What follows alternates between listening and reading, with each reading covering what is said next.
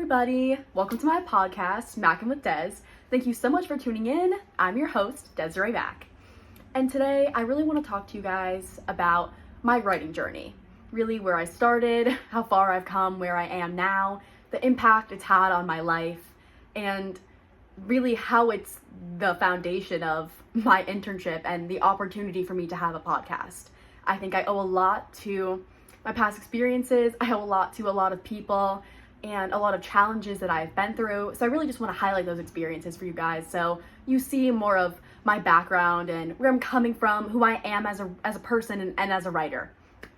So I've always loved journaling. When I was younger, I loved going to Michael's or Staples and picking out some cute little journal that I would fill up with my silly little thoughts, about my stupid elementary and middle school drama or whatever was going on in my life at the time that just felt so large. Getting it on the page really just untangled the web of thoughts in my head and gave me a direction. It helped me work on being more introspective and reflecting on things going on in my life, how people were treating me, how I was reacting, how I was treating people, really just everything I would just write down. But it wasn't until my freshman year of high school that I took a creative writing elective with the teacher who would end up becoming just my absolute rock, Miss Jennifer Furphy at Morristown High School. I love you. So I took her creative writing class freshman year, like I said, and it really just opened me up. It opened me up creatively. It gave me this outlet that I didn't know I needed so badly, that I'd already been practicing through my journaling, but it showed me more, some more fine-tuned skills. We learned more about poetry. That's really when I got into poetry and found that form of expression in writing and creative writing in general is really just for me. I do like writing a short story too. I've written a few over the years, but I think short form poetry is just absolutely where I stand. So that was my first experience, really being surrounded by other people who enjoyed writing, who sought out the same elective. It was very collaborative. We would share our pieces with each other, whether it be in small groups or sometimes to the whole class, which you would think is very daunting, and it was. But I think it taught me that I do like to have people's attention. I love to tell stories. I love to share my work. I love to get feedback and collaborate with people, see what I'm doing well, what impacted them, what hit, what didn't, what missed the mark, maybe a better way to explain some things. So I made huge progress in that class. And then the next year, as a sophomore, I had the same teacher again for an honors English class, and that wasn't really much creative writing, but just to have her again, she still was fostering my writing skills more technically, writing essays, synthesis, research papers, all that jazz, reading all those good books, all that literature, that's that was that year. And then as a junior, my high school actually turned creative writing from 2 electives. It used to be creative writing 1 and creative writing 2 into just 1 full year, both semester elective. So I actually had the wonderful opportunity to take creative writing again my junior year with the same teacher, and it was just even better. What can I say? It was just even better. Some of the prompts were familiar, some of it I knew what I was doing, but she also mixed in a great variety of new things, new prompts, new activities. And I remember writing my final that year on a nightmare that I had. And it's called The Riverman. And it's one of my favorite stories I've ever written. And I still vividly remember that freaking nightmare. But yeah, it was just such a great class. Again, I just really refined my skills, but also met new poets, just got to collaborate with more people, do more workshops. I think I work really well like that. And also just giving me new skills, you have to build yourself up at the core, but also expand yourself to new dimensions. I think that really worked for me. And then as a senior in high school, I had the greatest opportunity to actually work as a teaching assistant for the same teacher, Miss Furphy, for a sophomore honors English class. So the same class that I had taken with her as a sophomore, I got to be a teaching assistant for as a senior. So it was very full circle. I'm incredibly grateful still to this day for that privilege. It was so much fun. It was very rewarding and educational for me. I mainly helped students, write their essays, like create outlines, create thesis statements, get resources, outside resources, scholarly resources, get quotes from them, learn how to connect the quotes, even just fine-tune stuff like grammar I help them with, not using contractions when you can help it, synthesizing, really all that good jazz. I read so many essays and it was just a fantastic opportunity to work with younger kids who were going through, like, sophomore year was, it's an interesting time. So it was really cool for me to be on the other side of that experience and be like, God, I remember I struggled with that so much, or like, I remember that concept kind of flew over my head. So it was cool to, play my own part in, like, not only sitting in on these lessons and learning them again for myself, but, exercising these things that I'd learned and just practicing them again.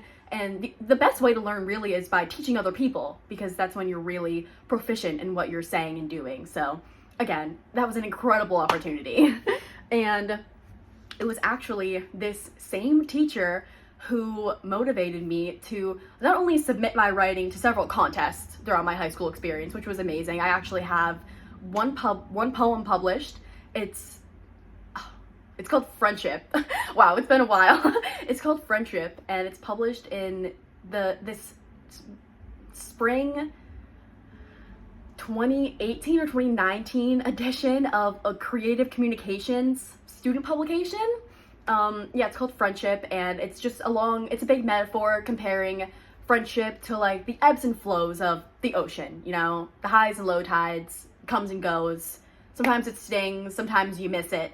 But she also, aside from that, she encouraged me to take my passion for writing further and actually have it be my major in college, which was a huge decision. And I actually didn't at first apply to colleges under a writing major because I was very in my head. I was very in my head, and, a lot of other people's voices were also in my head, asking those questions of, like, oh, why? Like, are you really gonna make any money? Is that really worth it? Like, aren't you just wasting money?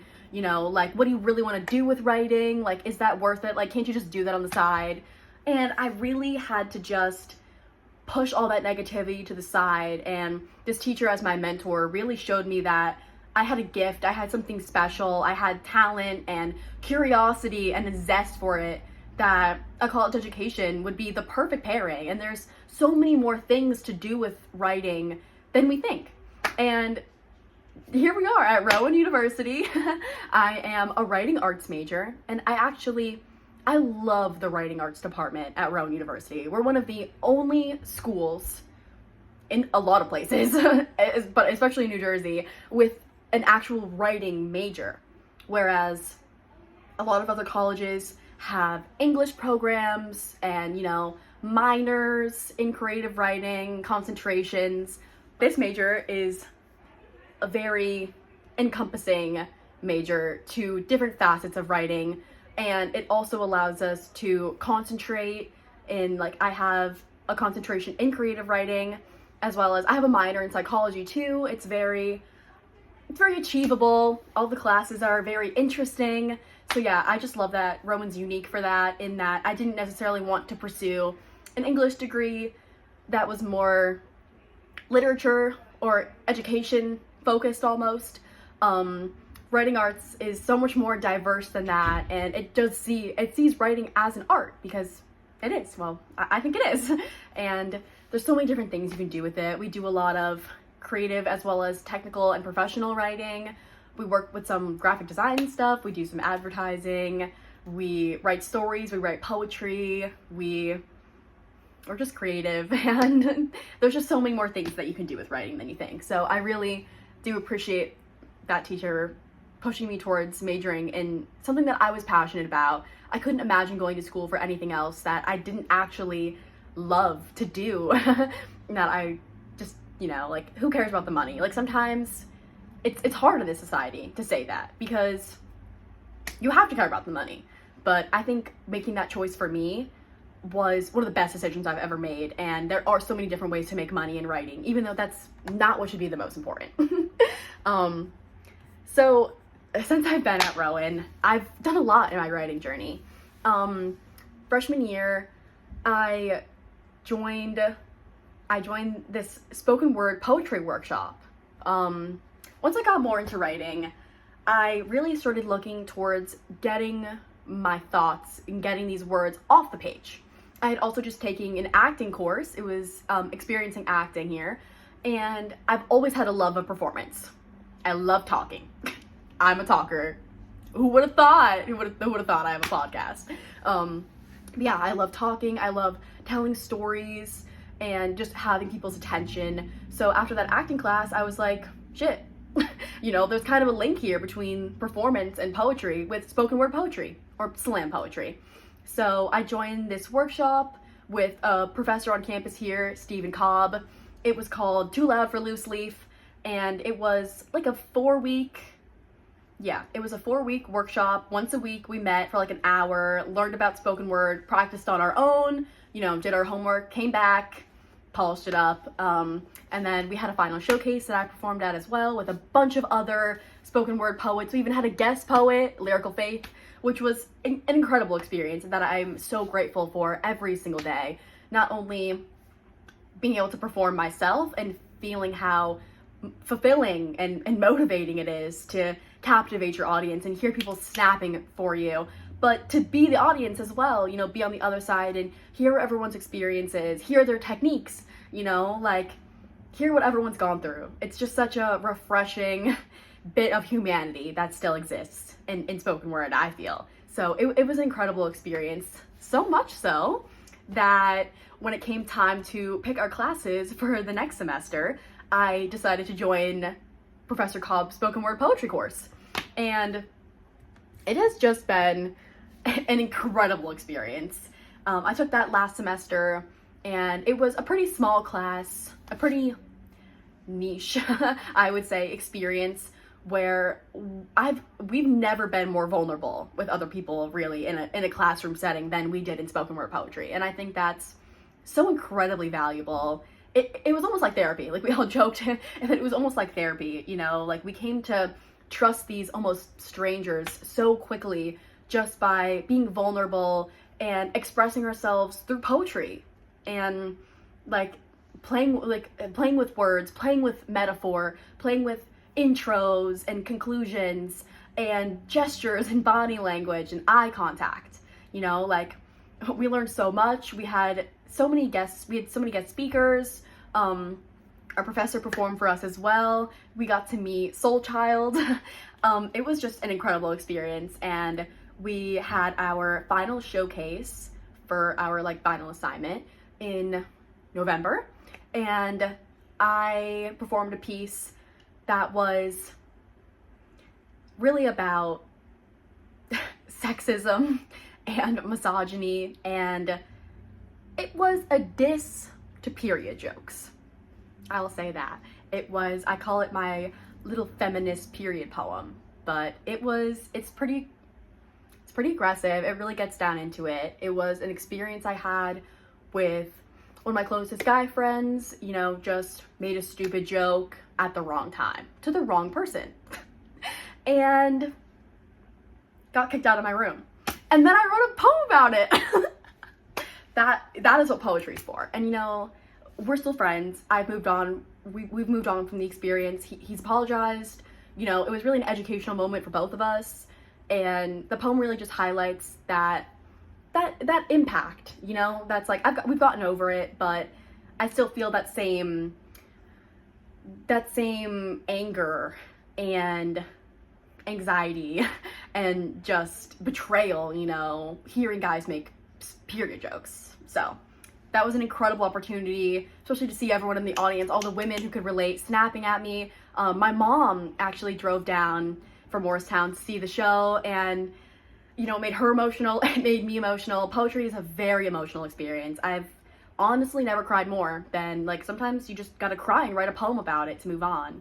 And, you know, like, I think numerous of us cried in the class. Slam poetry is not for the weak of heart. It is for the people who want the raw, blunt, honest truth, just presented in, like, creative and artistic ways, you know. And not all poetry has to be negative or aggressive, but I think there is a very large activist and social justice portion to slam poetry that we at Rowan University really do like to highlight. Like, it's a large community here who loves to speak out and get people's attention and talk about experiences, you know, that might validate someone else's experience or give them a voice, give minorities a voice, you know. I think it's really important to speak out however we can, use our voices however we can, talking about our experiences that we might not even consider how many other people relate to, or could find it educational and helpful to hear how we overcame it. So I think that there's just so much value and weight in slam poetry, and it was one of the best experiences I've ever had in my life. It also changed how I write poetry now, because I hear it more coming off the page. It's alive to me now. It's not just I'm writing this poem to write this poem. It's like I'm writing it to feel it, to perfect it, to perform it. I love rhyming. I love metaphors and similes. Those are definitely my biggest friends in poetry. And yeah, at the end of that semester, I got the crazy wonderful opportunity to apply for this internship with Desirae Media, Professor Stephen Cobb's and Dante's amazing company. And here I am creating a podcast with their support and supervision, and it's just so fulfilling to see all my hard work in the world of writing really come to fruition, and also challenge me to get out of my comfort zone, because this is the second episode I've tried to record. The first one I scripted mostly. This one I'm kind of just freeballing it. And I have so much to learn.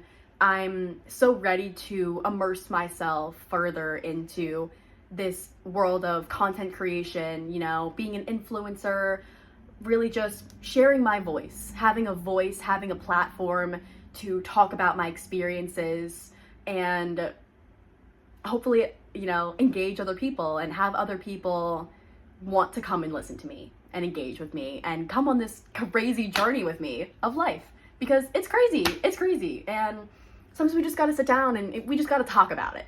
And that's exactly what I'm here to do. And I think my background in writing has really led me here and given me this very strong foundation of communication and how to form your words, how to write sentences, like, as basic as that sounds. I really just have so much passion and emotion and experiences and lessons that I wish to share with everybody. So yeah, that is my crazy writing journey. I write poetry all the time. I always have my notes app handy. I'm, you know, always writing something. I have the longest Google folder ever of poetry in this computer. I've also submitted several of my pieces to Rowan's Avant literary magazine publication, and I have several pieces, I think 6, being accepted into the fall 2023 edition of Avant, soon to come. I also am in the club.